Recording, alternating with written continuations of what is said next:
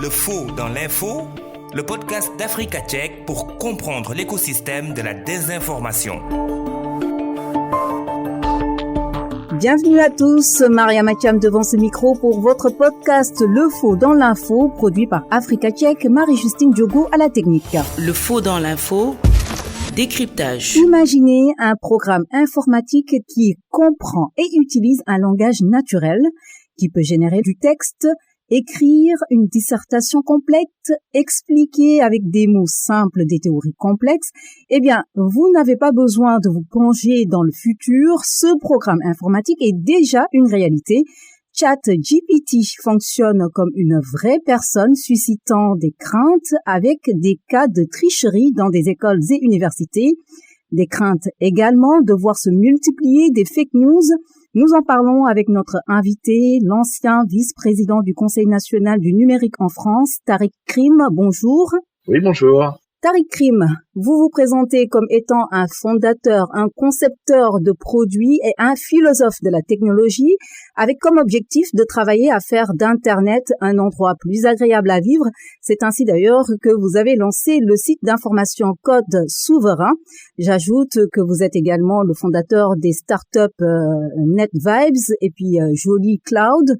Vous avez donc plusieurs casquettes et en tout cas, nous vous remercions beaucoup d'avoir accepté cet entretien.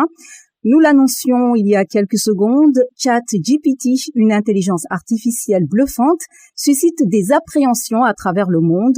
Tariq Krim, ChatGPT a été créé par la société OpenAI. Expliquez-nous comment arrive-t-il justement à connaître autant de choses? Tout d'abord, je suis très heureux d'être dans votre programme. OpenAI, en fait, est une société qui a été construite au départ dans l'idée de s'assurer que la technologie, notamment l'intelligence artificielle, la technologie d'intelligence artificielle ne serait pas utilisée pour faire du mal. Et au fur et à mesure, en intégrant un ensemble de chercheurs, les acteurs d'OpenAI donc ont découvert qu'il serait possible de construire des intelligences artificielles qui ont l'air d'être intelligentes, qui sont en tout cas capables de nous répondre de manière cohérente, justement en leur faisant absorber des très très larges quantités de données et ensuite de permettre, grâce à des techniques qui sont finalement assez récentes, mais qui n'ont pas été inventées par OpenAI. Curieusement, elles ont été inventées par Google, ce qu'on appelle les large language models, donc les larges modèles de données, de digérer cette information et ensuite, un peu comme à la manière d'un perroquet qui ne sait pas exactement ce qu'il dit, construire des phrases qui ont du sens et qui, et c'est ce qui était patent avec le produit, sont d'abord grammaticalement corrects, mais souvent sont capables de répondre de manière plutôt astucieuse à la question posée. Oui, mais justement, ça, en fait, le logiciel le fait parce que il a à sa disposition, en tout cas, une multitude d'informations. Alors, comment est-ce que l'apprentissage, en fait, s'est déroulé pour cette intelligence artificielle? Eh bien, écoutez, on ne le sait pas vraiment. Et c'est l'un des principaux sujets, justement, de l'intelligence artificielle, c'est que chaque entreprise va utiliser cette technique d'apprentissage de la même manière que chaque école, quand vous allez à l'école, a sa technique, on va dire, d'enseignement.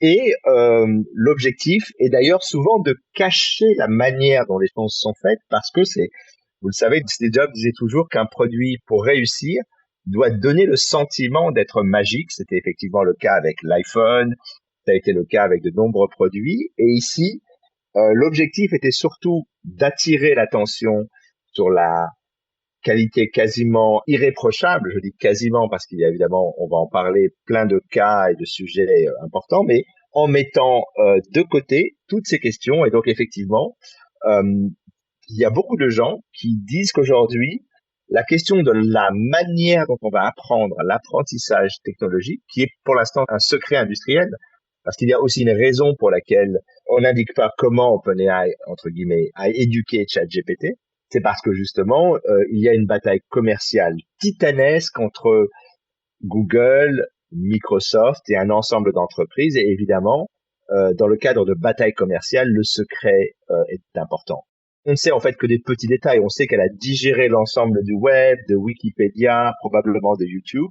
Elle a d'ailleurs, et c'est un sujet, digéré énormément de contenu, qui est du contenu qui appartient qui est donc soumis aux droits d'auteur, des livres, des articles, des choses comme ça. Et ensuite, de manière quasiment magique, entre guillemets, elle ressort ce qu'elle a appris d'une manière absolument à la fois fascinante, mais parfois aussi effrayante. Elle a appris en tout cas beaucoup de choses, cette intelligence artificielle, et beaucoup de choses dans plusieurs langues. Alors, comment utiliser ChatGPT? Comment est-ce qu'il fonctionne? Alors, écoutez, ChatGPT est ce qu'on appelle plus généralement, parce qu'il y a ChatGPT n'est que le sommet de l'iceberg, il y a un ensemble incroyable de produits qui existent aujourd'hui. Fonctionne sur ce qu'on appelle un prompt, c'est-à-dire la possibilité pour un utilisateur de poser une question, donc de taper une description. Et ensuite, suite à cette description, si vous utilisez DALL-E, Midjourney ou Stable Diffusion, vous allez avoir la génération d'une image. Et si vous utilisez ChatGPT, vous allez avoir un texte qui correspond à ce que vous lui avez demandé. Mais là où c'est fascinant et c'est très intéressant, c'est en parlant avec des amis, notamment une personne que je connais bien qui a travaillé sur la précédente version de ChatGPT chez OpenAI, on découvre que c'est un outil de traduction parfait, que c'est un outil qui permet de résumer. Par exemple, vous donnez un grand document et vous dites « résumez-moi ce document », il va vous faire un résumé quasiment parfait. Ou traduire, c'est d'ailleurs peut-être, semble-t-il, l'un des meilleurs outils de traduction, non seulement de traduction de langage, mais également de code informatique. Vous pouvez avoir, par exemple, un code informatique écrit dans le langage C et lui demander, j'aimerais que ce programme soit traduit en Python, qui est donc un autre langage de programmation, et automatiquement, il va vous faire une proposition qui, très souvent, est plutôt correcte. Donc, en fait, on est face à un outil qui a une capacité de simplifier une grande partie des tâches intellectuelles et qui, une fois qu'il sera introduit dans l'entreprise, mais aussi dans l'enseignement, aura des conséquences probablement très importantes. Alors, simplifier, résumer, c'est à coup sûr, les étudiants s'y sont engouffrés, justement pour ne plus avoir à lire des documents, à lire des livres, etc. Quelles sont les failles de ChatGPT? Avant même de répondre à la question des failles, parce que je pense que la question que vous posez sur l'enseignement est très importante, c'est qu'effectivement, quand on voit cet outil, on pourrait se dire finalement, plus besoin d'apprendre, plus besoin de réfléchir, plus besoin de prendre du temps pour lire des choses et les synthétiser, puisqu'une machine va faire ça à ma place. À mon avis, c'est une erreur, parce que finalement, ce qui est le pouvoir important qu'on a eu à l'école, donc le pouvoir important, même je dirais le pouvoir le plus essentiel qu'on a eu, c'est notamment la dissertation. L'idée qu'une personne, toute seule, face à elle-même, pendant 2 heures, va être capable de se poser la question « qu'est-ce que je pense de ?» indépendamment d'ailleurs du sujet, et réfléchir, structurer, organiser ses idées. Et je pense que quand on parle des failles du modèle, on pose aussi la question, alors plus généralement, de se dire quand on prend l'habitude de simplifier les choses ou de déléguer à la machine. Je donne toujours l'exemple des anniversaires. Depuis qu'il y a Facebook, on ne connaît plus les anniversaires de ses amis. Depuis qu'on a un téléphone mobile, on ne connaît plus les numéros de téléphone qu'on connaissait à une époque par cœur. Et le calcul mental aussi, maintenant, est une vieille histoire. Mais il y a des gens qui ont des facilités, évidemment. Mais là, on peut se dire qu'il y a des processus cognitifs. Par exemple, écrire un email en ayant la bonne formule de politesse, en ayant la bonne façon d'aborder, de parler à quelqu'un. Maintenant, vous avez peut-être dû le voir sur Google, Gmail ou même tous les outils d'email. On vous propose déjà la phrase à écrire et finalement ça c'est un peu l'ancêtre de ChatGPT. Donc je dirais que la première faille, c'est une faille en fait par rapport à notre capacité en tant qu'humain d'oublier ce qui fait notre valeur. Ce qui fait notre valeur, c'est aussi cette capacité de comprendre, de lire, d'analyser, parce que le vrai sujet, c'est qu'une fois qu'on demande à la machine de nous écrire un texte sur un sujet, si on n'y connaît rien, si on n'a même pas lu un document, si on n'a même pas mis le nez dans des livres qui parlent du sujet, la machine pourra raconter potentiellement n'importe quoi, vous n'en avez pas la capacité. Donc en fait, ce qui a l'air d'être en apparence une facilité, il va faire le travail à ma place, est en fait une question qui se pose de savoir si aujourd'hui le temps que l'on veut passer et du temps que l'on veut passer à réfléchir à un problème et l'écrire, ou est-ce qu'on veut passer ce même temps, parce qu'on n'y échappera pas, à vérifier ce que ChatGPT a écrit pour être certain que ce qu'il fait, ce qu'il a dit, est correct. D'ailleurs, entre parenthèses, c'est une des raisons pour laquelle l'usage de ce genre de technologie dans le domaine de la médecine, dans le domaine de certaines sciences, dans les domaines où on a besoin de véracité, où en cas de mensonge ou en cas d'erreur, on risque des choses d'un point de vue légal. Beaucoup de gens sont plutôt hostiles à ce genre d'outils parce qu'ils se disent aujourd'hui, si nous intégrons ce genre de choses et que la machine raconte n'importe quoi, se met à baratiner l'utilisateur, effectivement, derrière, ça pourrait sous-entendre des procès et des procédures. Et donc, effectivement, on va y revenir tout à l'heure, mais en clair, si on a bien compris vos propos, cela veut dire que aujourd'hui, ChatGPT, justement, pourrait en tous les cas contribuer à la propagation de la désinformation, des fake news. Alors, il y a plusieurs choses. La première, c'est qu'effectivement, les langages de modèles ont ce qu'on appelle, c'est le terme technique, je l'ai découvert aussi, des hallucinations. D'ailleurs, il y a une chercheuse africaine qui s'appelle Timnit Gebru, qui est une chercheuse spécialisée en intelligence artificielle, qui a été d'ailleurs malheureusement licenciée de chez Google, qui alertait d'ailleurs sur cette question, sur le fait que quand on crée des modèles de langage qui sont gigantesques, qui sont censés intégrer l'intégralité du savoir humain, on risque d'avoir des choses fausses qui vont se générer. Donc ça, c'est la première chose. Donc le risque d'avoir des IA qui, sans aucune intention de nuire, racontent n'importe quoi, parce que c'est un des risques de ChatGPT. Mais le deuxième risque, effectivement, c'est le fait que dès lors que vous avez un outil qui vous permet de faciliter l'écriture et d'aller écrire des choses qui ont l'air correctes grammaticalement, et puis d'un point de vue de la lecture, vous avez évidemment des gens qui pourraient utiliser ces technologies. Je pense qu'ils les utilisent déjà pour noyer l'Internet de fausses informations, d'articles bidons qui ont été écrits par des IA. D'ailleurs, beaucoup de gens estiment que, alors on n'a pas les chiffres, mais certaines personnes me disent 20%, il y a même des gens qui pensent que ça peut aller aussi loin que plus de la moitié des contenus sur Internet sont déjà écrits par les intelligences artificielles, et donc effectivement, c'est déjà un paradis pour la génération de fake news, mais aussi de mails de phishing, vous savez, des emails sur lesquels on clique et qui introduisent des virus dans votre ordinateur pour prendre le contrôle de votre informatique, qui pourraient être spécialisés, écrits de manière personnelle, donc donner l'impression que ce ne sont plus des emails automatiques. Parce que souvent, très souvent, ce que l'on voit, c'est que il y a des erreurs ou des fautes d'orthographe dans les emails de spam et de malware. Là, on pourrait effectivement, grâce à ChatGPT, avoir des emails dans toutes les langues, grammaticalement correctes et qui ont l'air totalement véridiques. Tariq Krim, une petite pause pour écouter les réactions de jeunes Ouest-Africains sur cette intelligence artificielle qui est ChatGPT, des propos recueillis par Asma Marlou. Bonjour. Bonjour. Est-ce que vous connaissez l'outil ChatGPT? Le quoi? L'outil ChatGPT ou ChatGPT en français. Non, je connais pas. Mais je sais pas, j'en ai jamais entendu parler. Est-ce que vous connaissez l'outil ChatGPT? C'est un outil que je ne connais pas. Je l'ai lu comme ça, mais je l'ai jamais ouvert. Voilà. Vous avez entendu parler? Oui, parce que je suis dans un groupe de journalistes francophones. Le coordonnateur devrait participer à un webinaire sur cette question. Est-ce que cet outil constitue une menace pour le journalisme ou ce serait un avantage, parce qu'ils disent que ça peut même faire certaines tâches, réaliser certaines tâches journalistiques.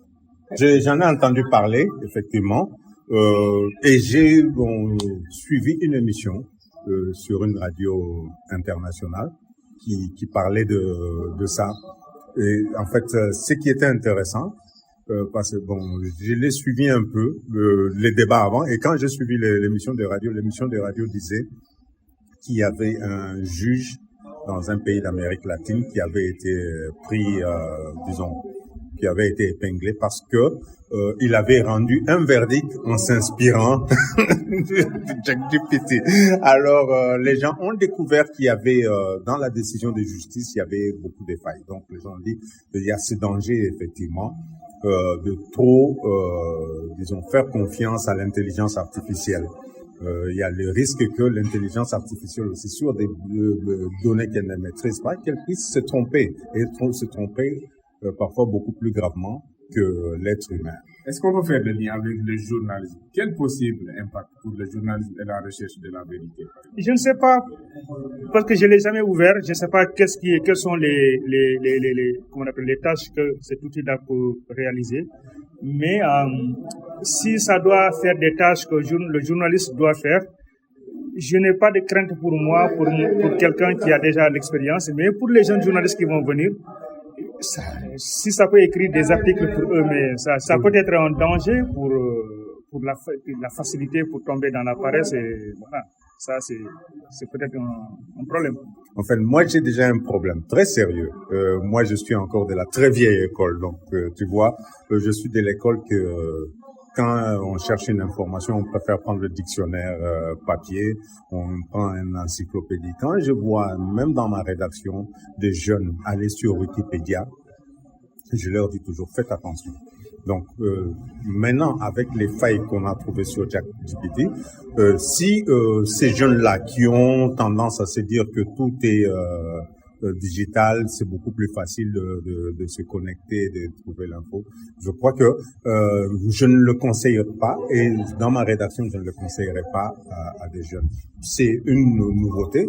Par curiosité, on peut y aller, mais il faut pas se fier. Ça ne peut pas remplacer l'humain. On n'a pas encore trouvé un instrument qui peut remplacer la qualité du travail humain. Jusqu'à présent, je ne suis pas convaincu. Notre invité est l'ancien vice-président du Conseil national du numérique en France, Tariq Krim, qui est également fondateur du site d'information Code Souverain.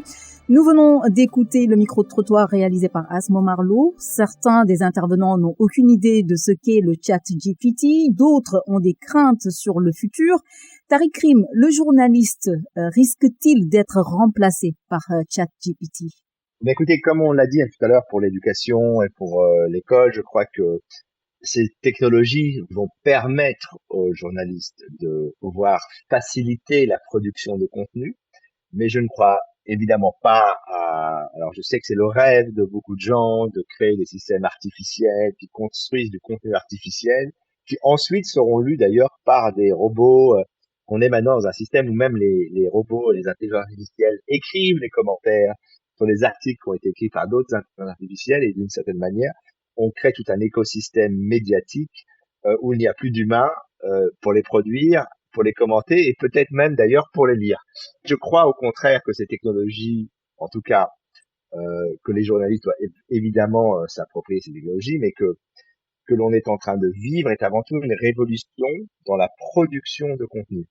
En tout cas, dans la production d'un certain type de contenu. Dans le texte, la création de texte, il est évident que ces technologies vont permettre de, plutôt que de lire un rapport de 200 pages, parce qu'on a une urgence pour un papier, demander à un outil de type ChatGPT d'en faire un résumé en quelques lignes, de comprendre si, ah oui, effectivement, c'est pas le document qui m'intéresse, donc je vais prendre le suivant, de traduire un document en anglais en français, de proposer une version d'un article en 1000 mots plutôt que en 2000 mots, donc de réduire son propre article avant de l'envoyer à une rédaction. Donc en fait, quand on regarde l'ensemble des techniques et des outils qui se mettent en œuvre, on est, il faut le dire, à un moment assez intéressant. Alors là, évidemment, il y a, quand je dis il y a toujours une chose dont on n'est pas certain, c'est évidemment de savoir si les outils dont je parle et leur simplicité d'accès seront à disposition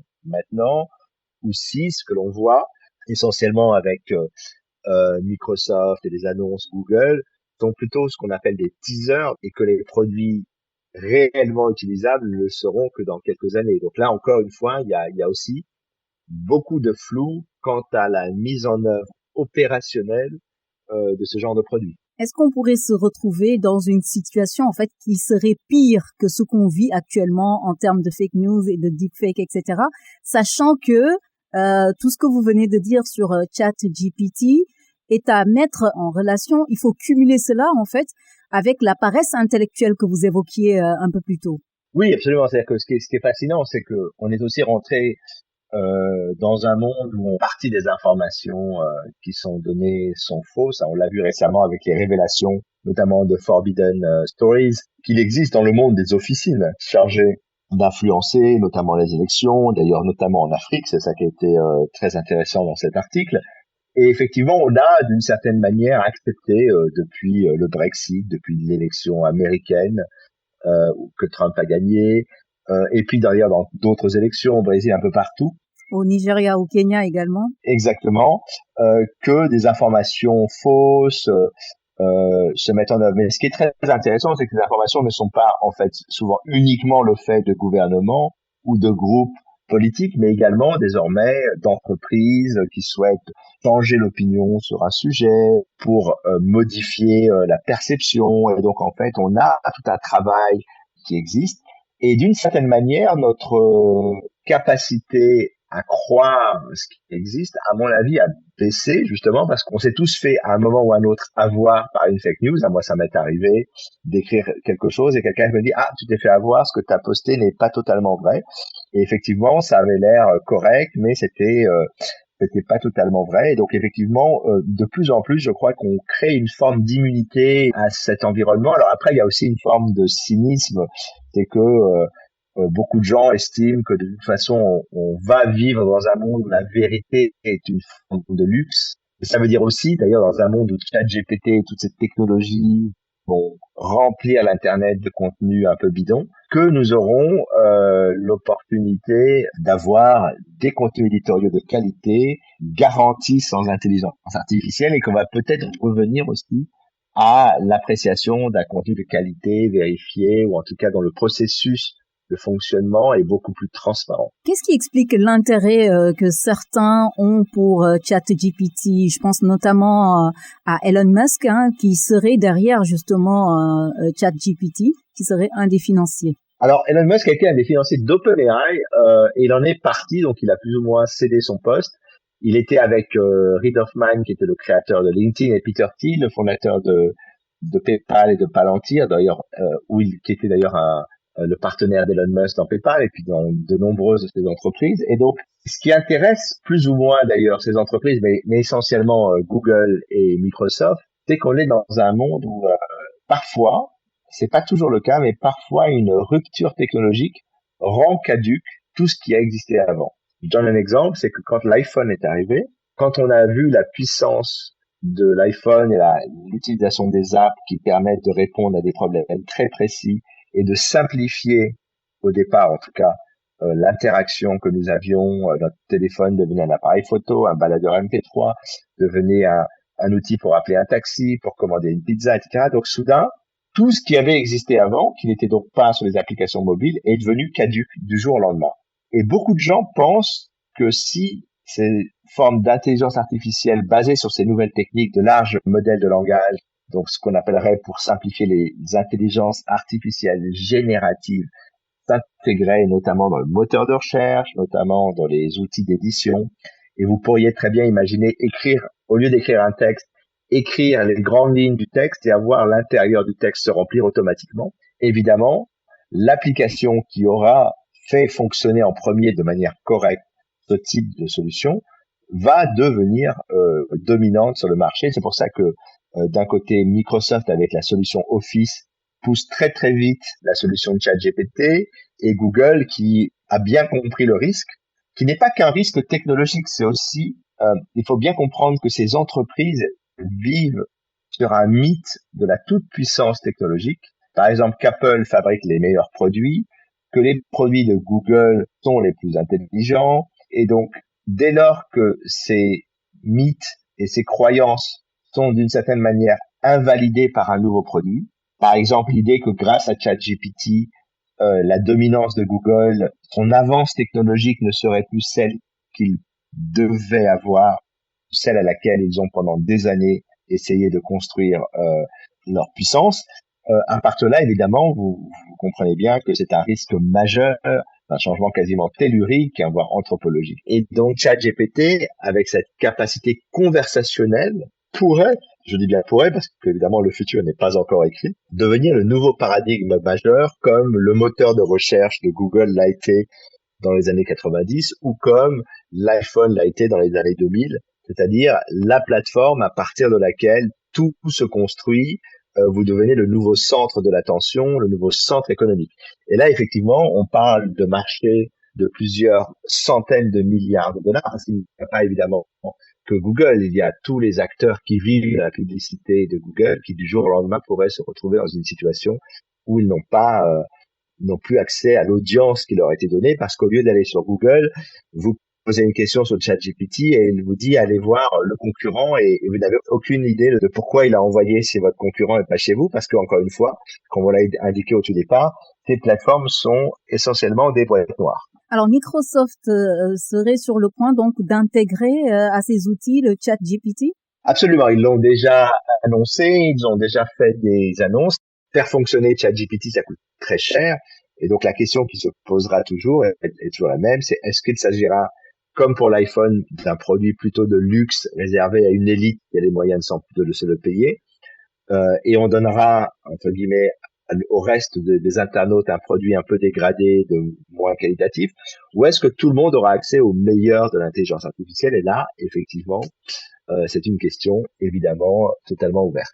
Mais aujourd'hui, pour les Africains en général et pour les citoyens du monde, de manière globale, comment est-ce qu'ils pourraient justement se prémunir de ChatGPT? Alors, il y a plusieurs choses, parce que déjà, ce qui était un sujet dont on n'a pas forcément parlé aussi sur ChatGPT, c'est que dans sa manière d'apprentissage, il est quand même très anglo-saxon. Donc, il a une vision extrêmement américano-américaine du monde, américano-américaine de l'Europe, et américano-américaine de l'Afrique. C'est-à-dire que quand on lui pose des questions, parfois ça peut paraître un peu bizarre, et on n'en a pas parlé aussi, c'est à mon avis, une des forces de l'alternative que propose Google, ou que proposera un jour Google, c'est qu'effectivement, parfois à une question, il y a plusieurs réponses possibles. Et donc, pour monter les opérations de fake news, comme il en a existé dans de nombreux pays africains, beaucoup de gens vont être capables d'utiliser ces technologies de manière assez massive, c'est certain. Mais de l'autre côté, je pense que c'est aussi une opportunité pour un certain nombre de gens de répondre à ça avec de l'information de qualité et d'utiliser justement tous les bénéfices, entre guillemets, technologiques de ChatGPT pour justement produire plus, de meilleure qualité. Donc je pense qu'en fait, cet outil pourra être utilisé dans les deux cas. Il est évident que l'histoire nous le montre, quand on peut utiliser une technologie pour des choses malveillantes, on a tendance à vouloir le faire. Et donc effectivement, on aura probablement dans les années qui viennent pas mal de soucis à se faire sur les questions de désinformation. Merci beaucoup à vous, Tariq Krim, ancien vice-président du Conseil national français du numérique et fondateur du site d'information Code Souverain. Nos remerciements également à notre technicienne Marie-Justine Diogo et au CESTI, fin de votre podcast mensuel Le Faux dans l'info, réalisé par Maria Mathiam et produit par Africa Tchèque. Rendez-vous le mois prochain. D'ici là, doutez et vérifiez toute information pour éviter de tomber dans les filets de la désinformation. Merci à tous, à bientôt.